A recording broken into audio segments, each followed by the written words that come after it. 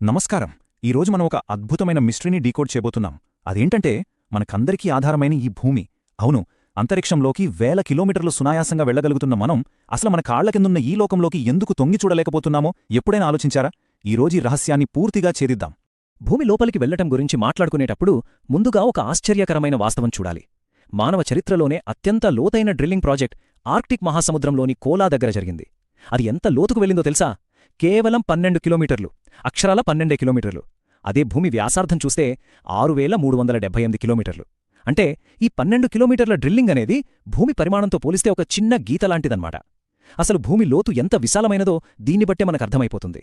మరింక లోపలికెందుకు వెళ్లలేకపోయారు? ఎందుకంటే భూమి పొరల క్రింద ఉన్న విపరీతమైన వేడికి ఏ లోహమైనా సెకండ్లలో కరిగిపోవాల్సిందే. డైరెక్ట్గా వెళ్లే ఆప్షన్ లేకపోవడంతో మన సైంటిస్టులు డిటెక్టివ్లా మారారు. నేరుగా వెళ్లే దారి లేదు కాబట్టి అంతరిక్షం నుంచి రాలే ఉల్కలు, భూమి గురుత్వాకర్షణలో వచ్చే మార్పులు, అయస్కాంత సర్వేలు ఇలాంటి పరోక్ష ఆధారాలతో భూమి లోపలి గుట్టు విప్పే ప్రయత్నం చేస్తున్నారు. మర చీకటి లోకంలోకి చూసేదెలా? ఇక్కడే ప్రకృతికి సంబంధించిన ఎక్స్రేలు రంగంలోకి దిగుతాయి. అవే భూకంపాలు.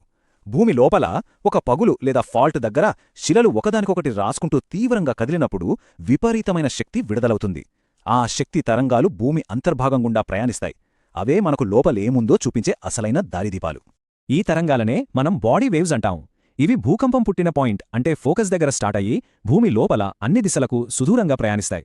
భూమి లోపలి నిర్మాణం ఎలా ఉంది, అక్కడ ఎలాంటి పొరలున్నాయిలాంటి విషయాలను పక్కాగా అర్థం చేసుకోవడానికే ఇవే మన ప్రైమరీ ఇన్వెస్టిగేషన్ టూల్స్. ఈ బాడీ వేవ్స్లో ముందుగా మాట్లాడుకోవాల్సింది పీ వేవ్స్ లేదా ప్రైమరీ వేవ్స్ గురించి. ఇవి సూపర్ ఫాస్ట్ అన్నమాట. అచ్చం ధ్వనితరంగాల్లాగే ఉంటాయి. ఇవి వెళ్లే దిశకు సమాంతరంగానే కదులుతూ దారిలో ఉన్న పదార్థాలను సాగదీస్తూ కుదిస్తూ వెళ్తాయి. విశేషమేంటంటే ఇవి ఘన, ద్రవ, వాయు ఇలా ఏ పదార్థం గుండా అయినా చాలా ఈజీగా దూసుకుపోతాయి. ఆ తర్వాత వచ్చేవి ఎస్ వేవ్స్ లేదా సెకండరీ వేవ్స్. ఇవి కాస్త లేటుగా వస్తాయి, కానీ వీటి కదలిక చాలా ప్రత్యేకం. ఇవి ప్రయాణించే దిశకు లంబంగా, నిలువుగా కంపిస్తాయి. ఇలా కంపించడం వల్ల అవి వెళ్లే దారిలో ఎత్తుపల్లాలు అంటే శృంగాలు, ద్రోణులు ఏర్పడతాయి. ఈ కదలిక వల్లే భూమి పైభాగంలో అంత తీవ్రమైన నష్టం జరుగుతుంది. ఇక్కడొక ఇంట్రెస్టింగ్ పాయింట్ ఉంది. మన భూగర్భ డిటెక్టివ్ స్టోరీని మొత్తం మలుపు తిప్పిన పాయింట్ ఇదే. ఈ ఎస్ వేవ్స్ ద్రవాలు లేదా వాయువుల గుండా అస్సలు ప్రయాణించలేవు. కేవలం ఘన పదార్థాల గుండా మాత్రమే వెళ్లగలవు. వినడానికి ఇది చాలా చిన్న విషయంగా అనిపించినా భూమి కేంద్రంలో ఏముందో కనిపెట్టడంలో ఇదే ఒక అతిపెద్ద బ్రేక్ త్రూ. ప్రపంచవ్యాప్తంగా వస్తున్న భూకంపాలను ఒక మ్యాప్లో ప్లాట్ చేసి చూస్తున్నప్పుడు శాస్త్రవేత్తలకు ఒక భారీ షాడో జోన్ కనిపించింది. అంటే ఒక చీకటి ప్రాంతం. భూకంప కేంద్రం నుండి కరెక్ట్గా 105 డిగ్రీలు దాటిన తల్వాత ఎక్కడ కూడా ఈ ఎస్ వేవ్స్ రికార్డ్ కాలేదు. ఆ ప్రాంతమంతా ఈ తరంగాలకు సంబంధించి ఆశ్చర్యకరంగా పూర్తిగా నిశ్శబ్దంగా ఉండిపోయింది. అసలు మ్యాటర్ ఏంటంటే భూమి ఉపరితలంలో ఏకంగా 40% పైగా ఉన్న ఈ భారీ ఎస్ వేవ్ షాడో జోన్ మనకొక క్లారిటీ ఇస్తోంది. లోపల ఎక్కడో ఒక భారీ ద్రవ రూప పొర, అదే లిక్విడ్ ఔటర్ కోర్, ఈ తరంగాల దారిని పూర్తిగా అడ్డుకుంటోంది. అంటే భూమి లోపలంతా సాలిడ్ రాక్ కాదని ఒక పెద్ద ద్రవరూప సముద్రం లాంటిదుందని అర్థమైందన్నమాట. ఈ ఆధారాలన్నీ కలిపి చూస్తే భూమి అంతర్భాగం యొక్క పూర్తి పిక్చర్ మనకు కళ్ల ముందు కదులుతుంది. బయట అత్యంత పెళుసుగా ఉండే క్రస్ట్, ఆ కింద భారీ ఘనరూప మ్యాంటిల్, దాన్ని ఆనుకొని ద్రవరూప ఔటర్ కోర్, చివరగా మధ్యలో నికెల్, ఇనుముతో తయారైన అత్యంత బరువైన ఘనరూప ఇన్నర్ కోర్. అచ్చం ఒక ఉల్లిపాయ పొరలాగా మన భూమి లోపలి నిర్మాణం ఎంత పర్ఫెక్ట్గా మరి ఉందో కదా. సరే, భూమి లోపలి నిర్మాణాన్ని డీకోడ్ చేశాం కదా. ఇప్పుడు మన ఫోకస్ని ఆ చీకటి పొరల నుండి పైకి అంటే సర్ఫేస్ వైపు మళ్లిద్దాం.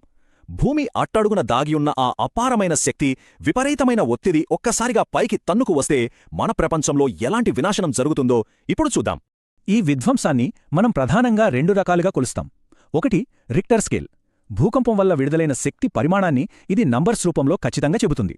రెండవది మెర్కల్లీ స్కేల్. బిల్డింగులు కూలిపోవటం, పగుళ్లు రావటం లాంటి కంటికి కనిపించే నష్టాన్ని బట్టి ఆ తీవ్రతను ఇది అంచనా వేస్తుంది. భూమి లోపలి శక్తులు సృష్టించే ఈ ప్రకంపనలు, నేల కదలడమనేది ఎంత భయంకరంగా ఉంటుందో మాటల్లో చెప్పలేం. ఎంతో బరువైన భారీ వాహనాలను, కార్లను కూడా ఇవి కేవలం ఆటబొమ్మల్లాగా గాలిలోకి విసిరేసి బోల్తా కొట్టించగలవు. ప్రకృతి శక్తి ముందు మనిషి సృష్టించినవి ఎంత చిన్నవో అర్థం చేసుకోవచ్చు. ఇకపోతే అంతర్గత బాడీ వేవ్స్ వల్ల చిట్టచివరగా ఉత్పన్నమయ్యేవే సర్ఫేస్ వేవ్స్ లేదా ఉపరితల తరంగాలు. ఇవే అత్యంత వినాశనకరమైనవి. ప్రాణాంతకమైన భారీ నిర్మాణాలు కూలిపోవటానికి, పెద్ద పెద్ద వంతెనలు విరిగిపోవటానికి నేరుగా ఇవే కారణం.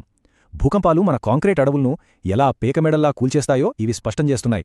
అదే ఒకవేళ అత్యధిక తీవ్రత ఉన్న భూకంపం సముద్ర జలాల అడుగున వస్తే ఆ విధ్వంసం ఇంకా అనేక రెట్లు పెరిగిపోతుంది. ఆ విపరీతమైన శక్తి ప్రాణాంతకమైన సునామీలను సృష్టిస్తుంది, తీర ప్రాంతాల్లోని జనజీవనంపై విపత్కర ప్రభావాన్ని చూపుతుంది. సముద్ర గర్భంలో జరిగిన ఒక్క కుదుపు వేల కిలోమీటర్ల దూరం వరకు తన ప్రతాపాన్ని చూపిస్తుందన్నమాట. భూకంపాలు భూమిని కదిలిస్తే అగ్నిపర్వతాలు భూమికి చురుకైన ద్వారాలుగా అంటే వెంట్స్లా పనిచేస్తాయి. భూమి లోపలి విపరీతమైన వేడి, కరిగిన శిలలు, ఇతర పదార్థాలను ఇవి ఏకంగా డైరెక్టుగా ఉపరితలంపైకి తీసుకొచ్చేస్తాయి. అసలు భూమి లోపల నిరంతరం ఏం జరుగుతోందో చెప్పడానికి ఇవి ఒక లైవ్ ఎగ్జాంపుల్. ఈ కరిగిన పదార్థం ప్రయాణం ఎగువ మాంటిల్లో ఉన్న బలహీనమైన ఆస్తెనోస్పియర్లో ఉన్న మ్యాగ్మాగా స్టార్ట్ అవుతోంది. లోపల ఉండే అపారమైన ప్రెషర్ దాన్ని బయటకు నెడుతుంది.